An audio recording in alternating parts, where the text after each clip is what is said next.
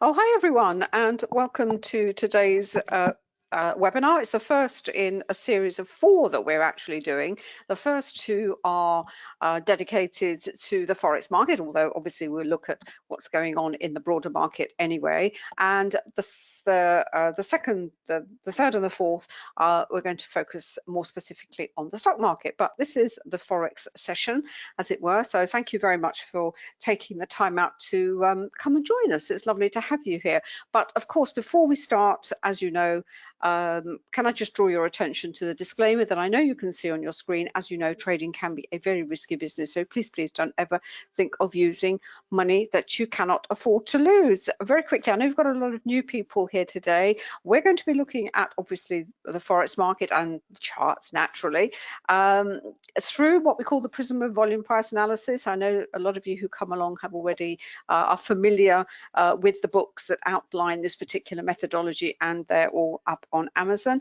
But with the Forex market, we also look at what's happening on the fundamental side of things. There's been a lot of releases this week and a lot of releases this afternoon. One of them, we've had Canadian, and we've just got there's a whole load of stuff coming up as we go through the session, and we'll have a quick catch up by looking over at the economic calendars. But the approach that David and I take, obviously the chart and the analysis and the fundamentals, but we also look at what we call the related markets. We do what we call cross-market analysis for sentiment, because all the markets are very closely related. They all sort of bounce off each other. There are internal relationships in the market themselves, but there's also these external relationships. And so, we all start off looking at one chart in one time frame. But gradually, we do begin to realize that, this is a very big universe. The financial world, the financial universe is a big universe. And there are all these elements out there, and, bringing them, or we have to know how to understand what is going on between the different elements. And the thing with Forex, it sits in the middle. It's the money market. It's where there is exchange. That's why it's called foreign exchange. So, moving from one asset to another, you have to go through the Forex market. So, moving into safe havens, certain currencies will start to go up, other currencies will go down, which is why it's important to know what's going on with stocks and the bond market. And it's even more important at the moment with the bond market, given the situation with central banks and whether we are going to see the beginning of a start of some serious hikes in interest rates. Now, VPA, very quickly, there are 5 elements, as we've said. It's really the foundation of chart reading. So we have price action, we have all the all-important volume, I use candles, David uses candles and candlesticks and candle patterns and support and resistance. But as always, see it in action, see the charts, and learn to read the chart. That's what we're here for, to explain what we see on the chart, and then you go away and do the same with with your own charts. We've also developed some particular indicators for the Forex market. We have indicators that actually support the methodology that we use. These are the ones for Forex. We have something called the currency strength indicator. It's really a currency flow indicator to tell us where the money is flowing into, which currency is, with the money going in, it's the strongest, which is being drained of flow, as it were. And that's what it does. It breaks these, it gives us a picture of what is happening to the individual currencies. Then we have the matrix, which takes that information, puts it back together in terms of its pairs and ranks them. So you have the strongest pair, you have the weakest pair. Then we have the array. The array is similar to the matrix, but it looks at the strength of trend in the pairs. And with the array, it comes with a default setting. I can't remember what it is. I'd have to go and have a look at it, but you can speed it up. I actually tend to use it with 7 as a look back period. All these indicators are flexible in that you can change the settings, as I said, to really to suit your own trading. We don't you know, when we send them out, they are, I said, they have a default, but a lot of traders just like to play around with settings. It really depends on what kind of tactics you'd like to use in your trading. And finally, we have the heat map, which also is a ranking indicator for the pairs, but you've got the multiple, you can see what's happening to the pairs in multiple time frames, and you use it in two ways. You can use it both to monitor any position that you are actually in, because you can see what is happening in the different time frames without having, you know, to have all your charts open. But also you can use it because these are weighted. You can look at these pairs for they highlight potential reversals on a fairly, you know, on a longer time horizon. But again, you know, everything, you have to look at them in conjunction with the charts.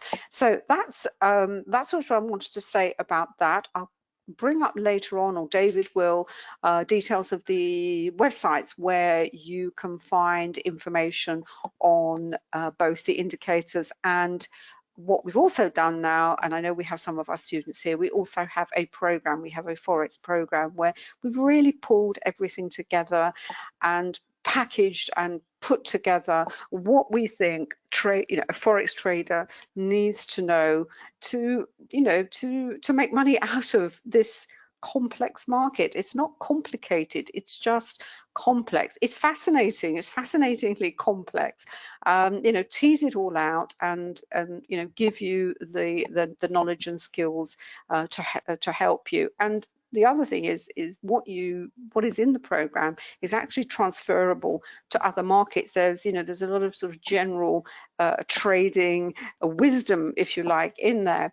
Right. So what is happening at the moment? And just I sort of get my notes very quickly here, very quickly, before I've actually got the Euro Aussie here, because the Euro is really interesting at the moment. Those of you who were trading yesterday and looking at your charts, especially if you're a Euro trader, if you don't have the CSI, you will see the CSI here. This is the hourly matrix and CSI. The hourly, I find, is a useful time frame to look at what is, you know, what is happening at the moment, what has happened, and I've got enough of a kind of a look back to see. I mean, I've got this back to the 17th, but if you were at your screens yesterday, you will see that the euro was a really big sell yesterday, and Eurdollar, for once, you know, wasn't in a tight range. It really did put on a pretty impressive move. And if we look over here to the dollar index on the day,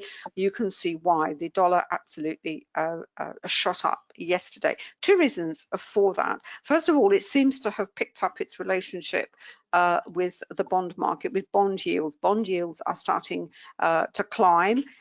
They will climb when they climb in response to the likelihood of interest rates.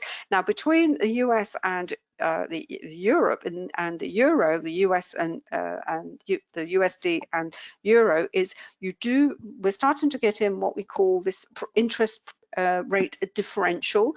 So a currency will also strengthen because a currency is also can be seen as an asset. So, you know, big funds, big investors will buy a high yielding currency against a lower one. And the difference in approach between the Fed and the ECB at the moment is, as you know, the Fed, there've been enough Fed members out there talking about, yes, interest rates have got to rise.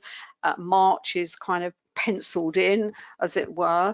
What you also have to understand about the Fed is that at the moment is that there are 3 appointments. There are 3 empty chairs at the moment. There are they have to be filled. People have either resigned, retired, or what have you. So we could have a change in the makeup of the Fed between what we call hawks and doves. We simply have to wait and see. But more importantly, last week you couldn't move, you know, on the fundamental calendar for someone from the Fed having an opinion about interest rates and et cetera, which is part of their job. But this week you won't see You won't hear, you won't see anything, because we have the FOMC on the 26th, and there is a convention that in, I think, the 10 days or so before the FOMC, they go into what's called a kind of purdah. They say nothing. There are no public commentary, so market will have to wait, as I said, until the 26th. I'm pretty certain that's Wednesday. I just checked earlier on. Where are we? Quick. Here we are. This is the FOMC on the 26th, which is why you don't have the Fed at any Fed, what I call Fed heads at the moment. Actually, while this is up, let's have a quick look at what is happening on the calendar quickly. As I said, it's been Canada this afternoon with the CPI. This is all inflation data. We had inflation data this morning from the pound, and it's, you know, quite stark, the difference. The RPI, the central banks use the CPI, and the Fed uses what's called the PCE. The RPI is really what you and I feel in our pockets, as it were, but they like to use the core. They strip out all sorts of things, and inflation figures are very political, because at the end of the day, you can only come up, you know, with a model for inflation and an inflation projection based on what you're going to put in to get out what you want. And as I said, there's a lot of contentious debate about what should be in, what shouldn't be out. Is it, you know, are you putting things in that are very seasonal? I mean, one of the reasons for very high readings in the inflation, I'm talking inflation generally, is the cost of second-hand cars. Well, second-hand cars is not something, you know, it's not a must-have. You know, you can do without buying a car, possibly, but you can't do without food, heat and shelter, as it were. So anyway, it's very, very political. Anyway, you compare that with what Canada is doing, and you can see the figures are startlingly better. I did mention a couple of weeks ago that the Canadian is really a currency to watch, because Canada seems to have got its act together, and is certainly looking good for, you know, as an economy kind of moving forward. Now, to get back to the euro, so yesterday was, as I said, this big fall in the euro. I've got some screenshots here just to put it into context here.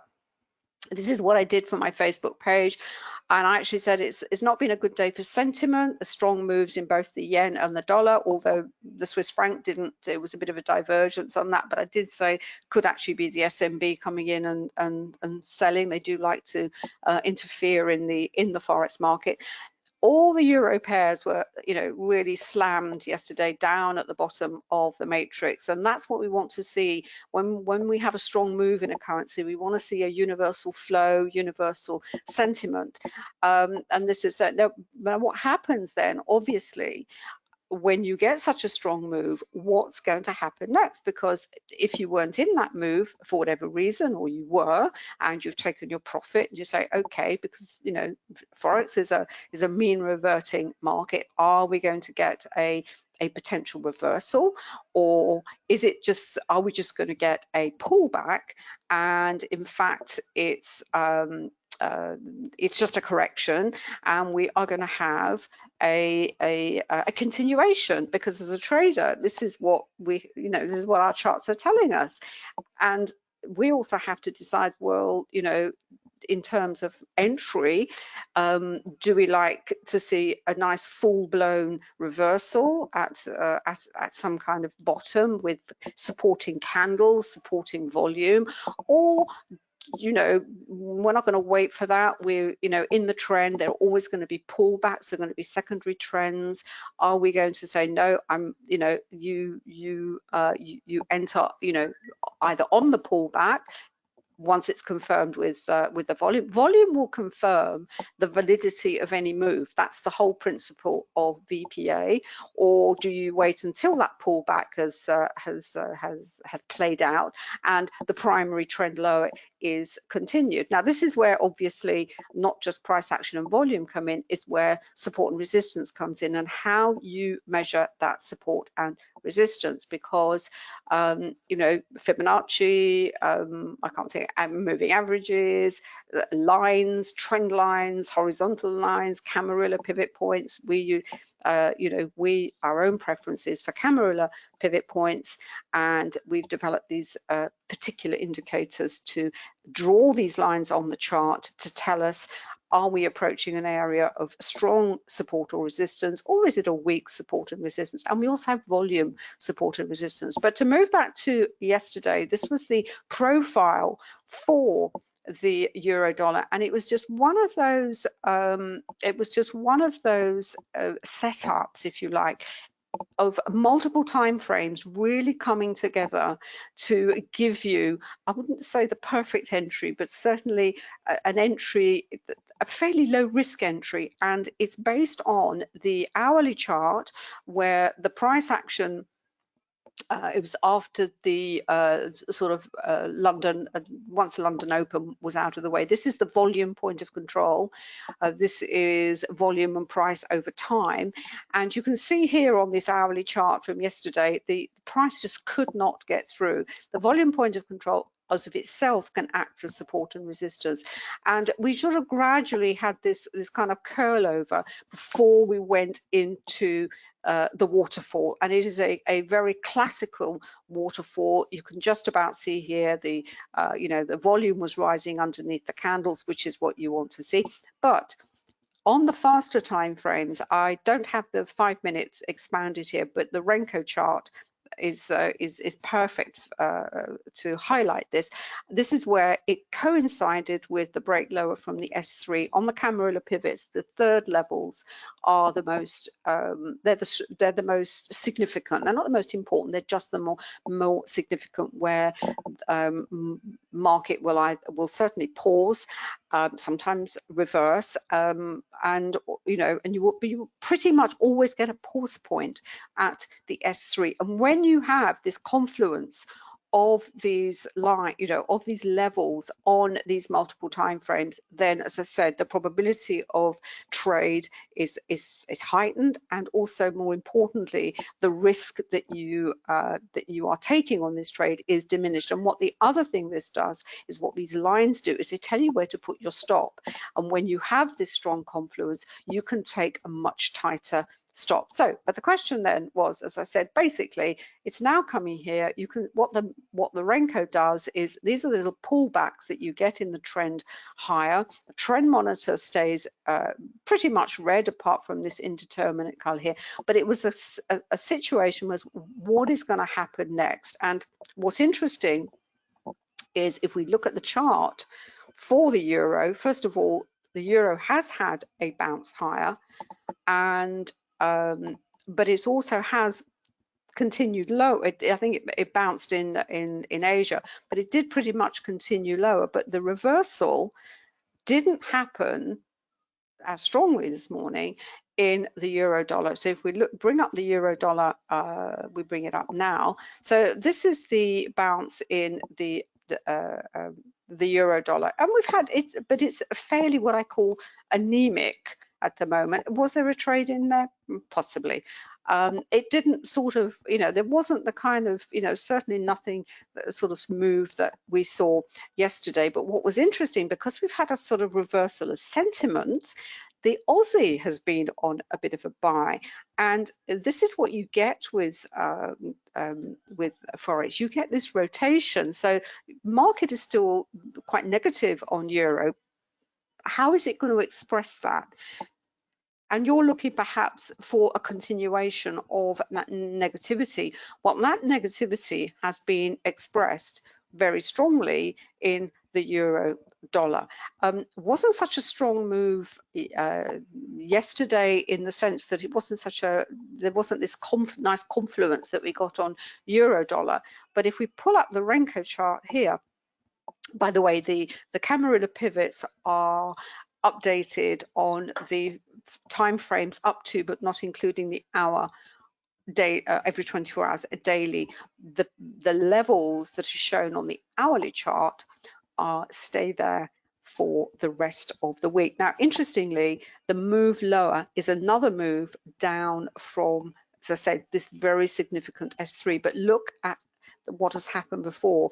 You have an awful lot of congestion, consolidation before you get the break lower. So, you know, certainly against the Aussie, there is still downside. Now, for entry, as I said, it goes back to looking at what is happening on the pullbacks and seeing whether the volume on the pullbacks on the let's see if I can find an example here. I think I've got more examples on the stock charts than I have on the EURUSD, but basically seeing whether on the pullbacks the volume is supportive, there's enough to actually, you know, start to begin to shift the asset higher, as it were. Whereas when it reaches a bottom, when it's on a basing where it goes into a consolidation, then, you know, it's got more time, and again, it's simply patience. And we're looking at the moment, we're looking at it's down at the S4 at the moment. We can see here there's been efforts, you know, there've been efforts to rise, going into price-based resistance, as we can see here. This is the support and resistance indicator for MT45. The solid line is slightly stronger than the hatch line. The VPOC itself will also give you volume support and resistance. What we want to see is we want to see one of these bars up here. We want to see that posted down at the bottom. It's at the fourth level. Sometimes that can also produce a you know, a bounce higher. Also look at, this is where when you're in a consolidation, you also obviously look at the volume, see what the amount that's going in. Is it how does it compare with the you know, the candle? Is it in agreement? Is it in disagreement? You know, consolidations, congestion phases, you just have to look at them overall, where they are in terms of support and resistance, but also, you know, see what you can spot. Do you have more wicks to the tops of the candle, saying that despite what's going in, you know, efforts to rise, it keeps getting knocked back? And what's interesting about this, we've got 3 candles on rising volume, and what we also have is we have the VPOC here now, which will also give us its own kind of pressure, downwards pressure, as it were. And if you, to get away from the kind of noise that we get of the candles, this is where the Renko comes in. As you can see, it's much smoother. This is the congestion that's going on at the moment. If it breaks down through the S4, then it is going to go lower. And where is it going to go? Well, we need to go to a slower time frame for some indication. Well, certainly, what have we got here? We've got, you know, potentially a little way to go, although, you know, there's still plenty of time for this pair to pick up some speed. And certainly if sentiment holds up, let's have a look, see what the indices are doing, and the VIX, let's have a look. Well, you know, the Dow's back a little bit today, the NASDAQ is also higher, that was 78. It's the pullbacks, you know, the change in sentiment in the indices, they're okay, but they're all a little bit anemic, as it were. There's still a lot of you know, fragility there, and certainly with earnings coming up, and Goldman's missing a you know, their earnings were shocking. My heart bleeds for them, doesn't it, David? My heart bleeds. And you go, I know, aren't I horrible? Again, we go to different time frames to see where this particular move is likely to be going. Support and resistance. Look over to the left of your chart, look at the candles that you see to your immediate left. Now, the other question is, why did the euro, you know, sell off? Everybody wants a narrative as to why it happened, or potentially happened. And I'll see if I can find the where have I got it? No, I think I've lost it. No, here it is. Yes. Okay, there was nothing overt yesterday in the news about the euro. There was certainly there was the ZEW, which actually came in a lot better than expected, and you think, oh, that would be good for the euro. It's really all political. and there's something called the ECOFIN meetings on at the moment. We've always said, and we make this point so strongly in the program, the euro is a political currency, and the reason is it is lacking. It is not a proper currency in the sense that there is, you know, there is not what do you call it, David? Mutual debt. There isn't a debt union. There's not a fiscal union and there's not a debt union, and no currency has survived without those two factors, and it doesn't have it. Now, some countries in the euro would like to move to that situation because you know, the debt is pooled. It's like having a bit of a dysfunctional family. You have a family business and all the siblings are in the business, but you have 3 or 4 siblings who are very profligate and, you know, who sort of spend money like, you know, there's no tomorrow. And you have other siblings who are maybe a bit more prudent and, you know, they squabble about how you know, how things should move forward. And that is basically what is happening in the euro. And what's given what is happening with COVID, they have allegedly very strict rules about how much debt individual currencies, individual countries can take on. Those rules were suspended, postponed because of COVID, and now they're discussing as to whether they need to come back. But there's all sorts of argy-bargy going on. Draghi is Italian Prime Minister, never voted by any Italians, certainly not voted by me. I do have a vote in Italy, but he's the Prime Minister for the time being. And the southern nations, they either want some arrangement, some accommodation that would allow them to continue to raise their national debt to, you know, to support their economies. Now, what's interesting, this article, if you look at the public debt figures, Italy's debt is 155% of GDP. France, you can see the numbers here. Germany's is 71, the Netherlands is 57, and Austria is 83, and I think Finland is quite small as well. So it's, you know, it's not a happy ship at the moment. There's a lot of squabbling. They've got to come to some arrangement, you know, knowing the Europeans, they'll just kick the can down the road. And I don't know, that's my feeling. My feeling is that, you know, there's no talk about, you know, raising interest rates, unlike the Fed and other central banks. There is no, you know, there is this squabbling going on, which is always going on, but it's more pronounced. Who knows?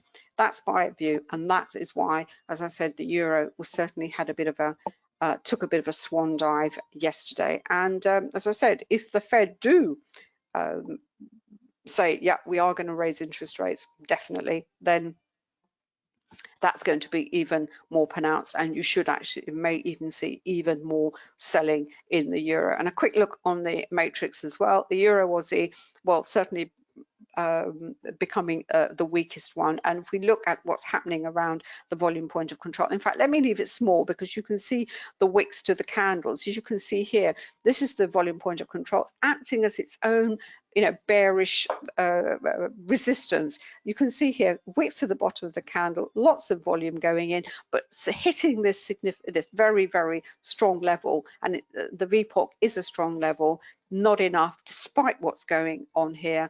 The candle pattern is telling you, you know, there is more weakness to come. And as I said, looking at the slower charts, we have an indication of where that is likely to go.